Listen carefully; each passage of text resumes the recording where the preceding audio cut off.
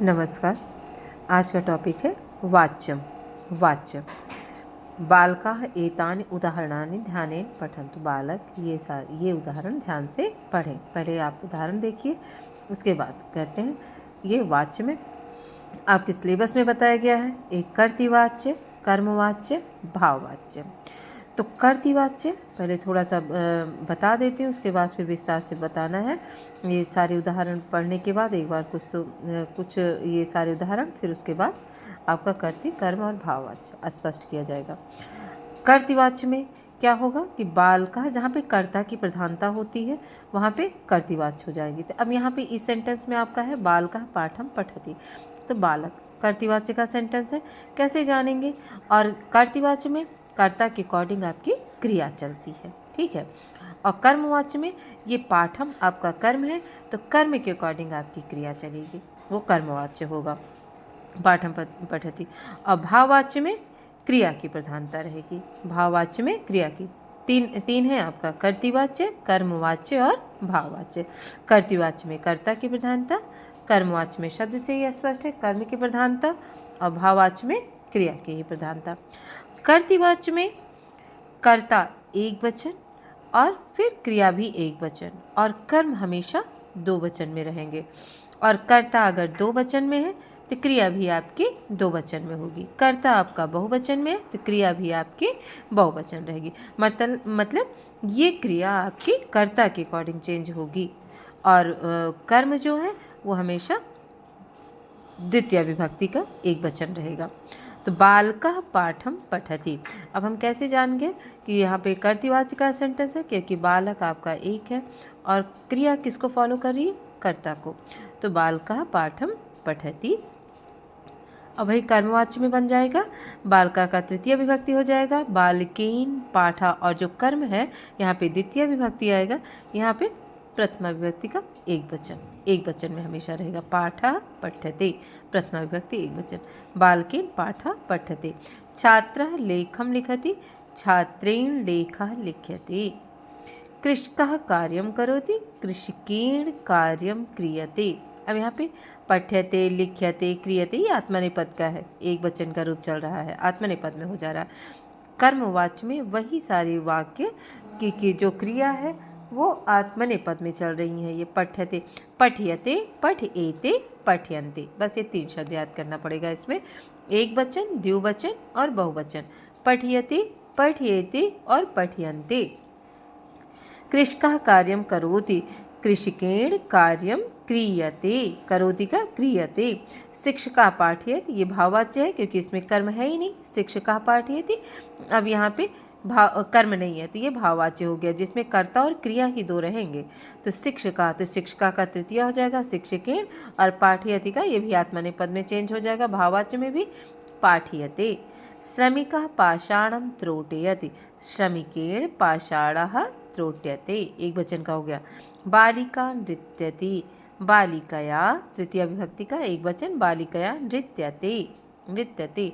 भाववाच्य में याद रखिए क्रिया हमेशा एक वचन में ही होगी, चाहे ये एक वचन हो जाए कर्ता, चाहे दो वचन, चाहे बहुवचन, लेकिन क्रिया इसमें हमेशा आत्मनेपद के एक वचन की होगी। धावकः धावति, धावकेन धाव्यते। क्रीडकः क्रीडति, क्रीडकेन क्रीड्यते। अहम गृहं गच्छामि, अहम का मया हो जाएगा क्योंकि अहम आवाम वयम प्रथमा विभक्ति, मया आवाभ्यम अस्मभ्यम, अहम आवाम वयम, माम आवाम अस्मान, और मया आवाभ्याम अस्मभ्यि, तो तृतीय विभक्ति में मया आ रहा है, मया गृहं गम्यते। आवाम भ्रमावः, आवाभ्याम भ्रम्यते। मैंने कहा था ना कि ये भाववाच्य में आवाम भ्रमावा है, कर्तृवाच्य में ये आया है आवाम, और ये इसको आवाभ्याम भ्रम्यते हो जाएगा, तृतीय विभक्ति का दो वचन है, लेकिन ये भ्रम्यते ये नहीं, ये दो वचन नहीं होगा, ये एक वचन में ही रहेगा, आवाभ्याम भ्रम्यते। वयम कार्यं कुर्मः, अस्माभिः कार्यं क्रियते, वयम के जगह ये भी बहुवचन में चेंज हुआ है, अस्माभिः कार्यं क्रियते। त्वं किं करोषि, त्वया किं क्रियते। युवां कुत्र गच्छतः, युवाभ्यां युवा में यहाँ पे दो वचन है, तो यहाँ पे तृतीय विभक्ति का दो वचन ही आया गया है। युवाभ्याम कुत्र गम्यते, गक्षता का गम्यते हो गया आत्मनेपद में। यूयं कंदुकम क्रीडत, युष्माभि कंदुकम क्रीडते। माता भोजनम पचते, माता का तृतीय विभक्ति एक वचन, मात्रा भोजनम पच्यते, एक वचन में भी भोजनम ही आएगा। पिता आपणम गक्षति, तो पिता का तृतीय विभक्ति एक वचन, पित्रा आपणम गम्यते। मम मित्रम चलचित्रम पश्यति, तो मम मित्रेण मित्र का तृतीय विभक्ति और चलचित्रम दृश्यते आ गया। अविवेकी वृक्षान कर्तत, अविवेकिना वृक्षाः कर्तयन्ते, वृक्षान यहाँ बहुवचन है ना, यहाँ पे वृक्षान कर्तति, तो अब यहाँ पे अविवेकिनः वृक्षाः कर्तयन्ते, यहाँ पे ये बहुवचन हो गया कर्म, तो क्रिया हमेशा कर्म का अनुसरण करेगी कर्मवाच्य में, तो कर्तयन्ते, ठीक है। अविवेकिना वृक्षाः कर्तयन्ते। लता कथां शृणोति, लतया कथां श्रूयते।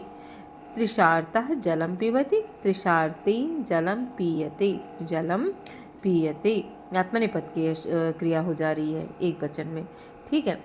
बुभुक्षिता भोजनं करोति, बुभुक्षितेन भोजनं क्रियते।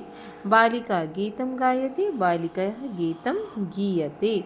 शिशु रोदिति, शिशु रोदिति, शिशुना रुद्यते, शिशु रोदिति, शिशुना रुद्यते।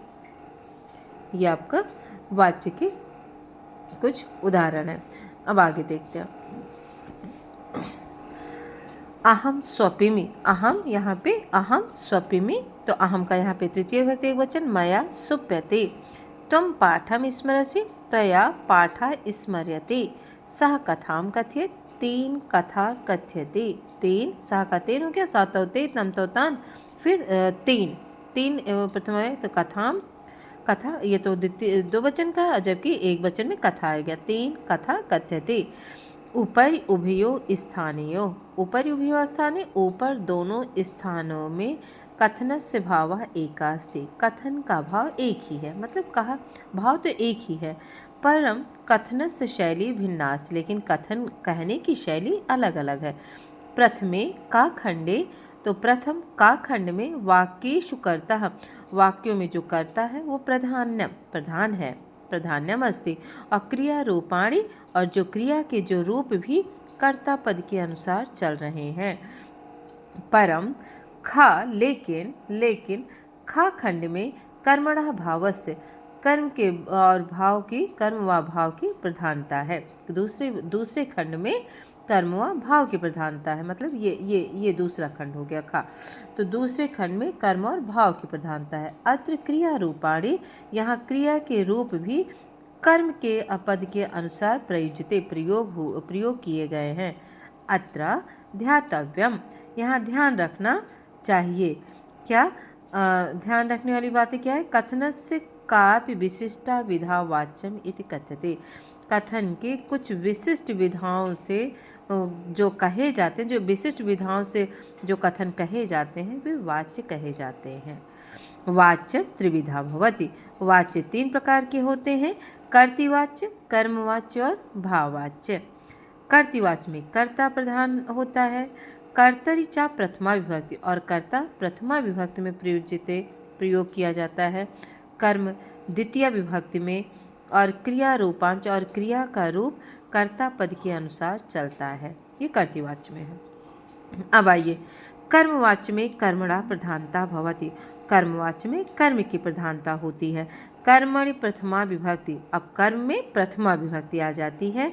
भवति कर्तरि च तृतीया विभक्ति, और कर्ता में तृतीया विभक्ति होती है, कर्ता में तृतीया विभक्ति होती है। क्रिया रूपांच कर्म पदानुसारम भवति, और क्रिया का जो रूप होता है वो कर्म पद के अनुसार चलता है।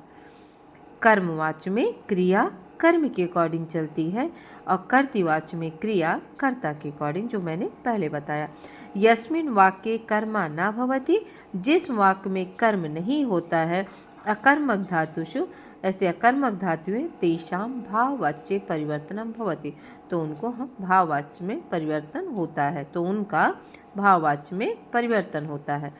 भाववाच्ये क्रिया प्रथम पुरुषे एक वचने भवति, और भाववाच्य में क्रिया जो होती है प्रथम पुरुष एक वचन में होती हैं। भाववाच्य में हमेशा क्रिया क्या कहते हैं, एक वचन में होती हैं।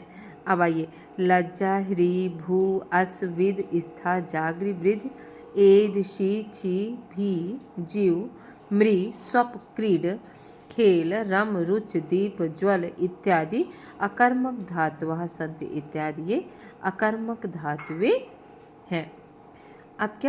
अब इसमें आत्मनेपद का भी शब्द आया था, तो इसको भी देख लेते हैं कि कैसे वो चेंज हो रहा है। ये सारी अकर्मक धातुएं हैं।